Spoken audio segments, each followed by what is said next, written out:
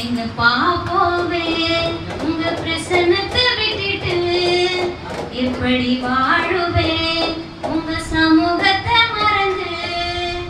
அப்பா நீங்க எனக்கு இருக்க பயம் இல்லையே, என் தகப்ப நீங்க சுமந்து கொள்ள கலக்கம் இல்லையே.